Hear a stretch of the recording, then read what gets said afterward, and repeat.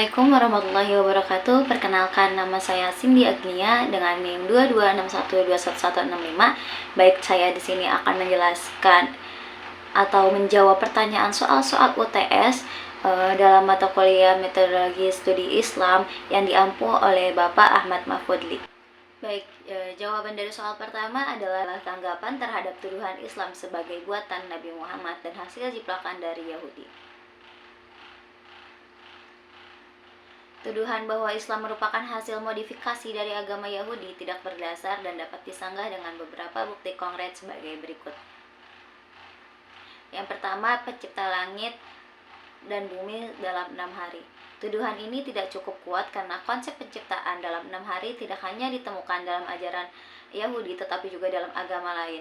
Bahkan dalam peradaban kuno, Islam memberikan pemahaman yang berbeda mengenai konsep waktu dalam penciptaan. Sebagaimana dalam surat Al-A'raf ayat 54. Sesungguhnya Tuhanmu adalah Allah yang menciptakan langit dan bumi dalam 6 masa.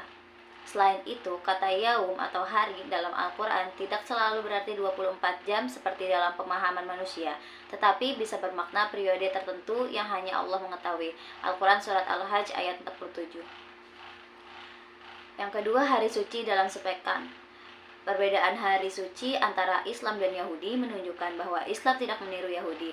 Orang Yahudi menganggap Sabtu sebagai hari suci karena mereka percaya Allah beristirahat setelah menciptakan alam. Sementara dalam Islam, hari Jumat adalah hari yang dimuliakan sebagai hari ibadah yang berkumpulnya umat untuk sholat Jumat. Quran Surat Al-Jumu'ah ayat 9. Islam menolak konsep bahwa Allah butuh istirahat yang justru merupakan perbedaan mendasar dalam Yahudi. Quran Surat Al-Qaf ayat 38. Yang ketiga, ada kosakata yang sama. Adanya kemiripan kosakata antara Al-Quran dan bahasa Ibrani tidak berarti Islam menjiplak Yahudi. Bahasa Arab dan Ibrani berasal dari rumpun bahasa Semit yang memang memiliki banyak kesamaan seperti Torah dalam bahasa Ibrani dan Taurat dalam bahasa Arab. Kesamaan linguistik ini adalah hal yang wajar dalam perkembangan bahasa.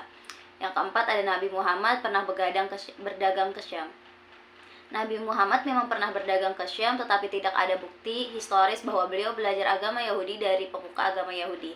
Bahkan dalam sejarah, Nabi Muhammad dikenal sebagai seorang ummi, tidak bisa membaca dan menulis, sehingga mustahil beliau menyalin kitab lain. Selain itu, ajaran Islam memiliki banyak perbedaan fundamental dengan Yahudi, seperti konsep ketuhanan, hukum syariat, dan universalitas istilah Islam. Jadi kesimpulannya adalah tuduhan bahwa Islam adalah hasil modifikasi Yahudi tidak memiliki dasar yang kuat baik dari segi historis, teologis maupun linguistik.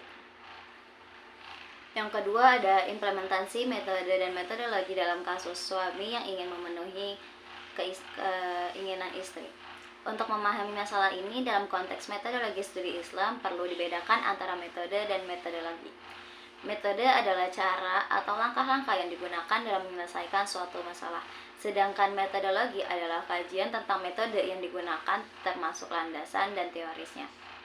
Dalam kasus ini, metode dan metodologi dapat diterapkan sebagai berikut. Yang pertama, metode dalam menyelesaikan masalah. Sang suami memiliki beberapa pilihan metode untuk mendapatkan kelapa muda. Yang pertama, seperti metode syariat Islam, jalan halal. Meminta izin kepada pemilik pohon untuk membeli atau meminta kelapa muda secara baik-baik. Yang kedua, metode rasional atau alternatif. Mencari sumber lain seperti membeli kelapa muda di daerah lain meskipun sulit didapatkan. Yang ketiga, metode tidak benar, pelanggaran syariat. Mencuri kelapa muda dari tetangga yang tentu saja bertentangan dengan ajaran Islam. Yang kedua, ada metodologi Islam dalam pengambilan keputusan. Dalam metodologi Islam, pengambilan keputusan harus berdasarkan prinsip hukum Islam, yaitu fikih, etika Islam, dan maqasid syariah, tujuan syariat, yaitu hifz al-mal, menjaga harta. Islam melarang mengambil hak orang lain tanpa izin karena itu mencuri dilarang. Hifz an-nasl, menjaga keturunan, meskipun ingin memenuhi kebutuhan istri hamil tetapi harus dilakukan dengan cara halal. Mudarat dan mas'alat. Jika mencuri meskipun istri senang, konsekuensinya adalah dosa dan konflik sosial, maka lebih baik mencari alternatif yang lain. Jadi kesimpulannya adalah metode yang sesuai dengan Islam adalah dengan meminta izin kepada pemilik pohon atau mencari alternatif lain, bukan dengan cara mencuri. Dan soal yang terakhir adalah peta konsep metodologi studi Islam dan Islam sebagai ilmu pengetahuan. Peta konsep metodologi studi Islam adalah disiplin yang mengkaji metode dalam memahami Islam secara akademik. Peta konsepnya dapat digambarkan sebagai berikut. Yang pertama, sumber Islam: Al-Quran, hadis, ijma atau kesepakatan ulama, dan kias analogi. Yang kedua adalah pendekatan dalam studi Islam. Pendekatan normatif atau teologis mempelajari Islam dari sisi wahyu dan keimanan. Pendekatan historis mempelajari perkembangan Islam dari aspek sejarah. Pendekatan sosiologis antropologis melihat bagaimana Islam diterapkan dalam kehidupan sosial. Pendekatan filosofis menganalisis Islam dari sudut pandang filsafat dan logika. Yang ketiga, metode studi Islam. Metode tafsir menggunakan kaidah tafsir Al-Quran. Metode hadis menggunakan ilmu mutalah hadis. Metode fikih menggunakan usul fiqh. Apakah bisa disebut ilmu dengan pengetahuan? Islam bisa disebut sebagai ilmu pengetahuan karena memiliki karakteristik ilmiah.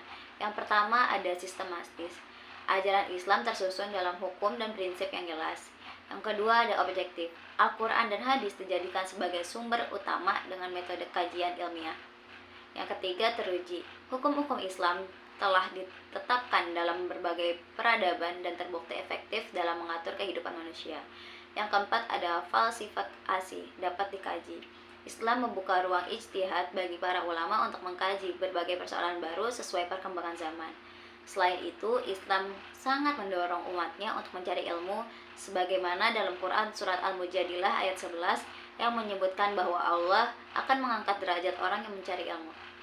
Jadi kesimpulannya, Islam bukan hanya agama tetapi juga sebuah sistem ilmu pengetahuan yang memiliki landasan kuat dalam berbagai disiplin ilmu. Baik, sekian dari saya. Kurang lebihnya saya mohon maaf.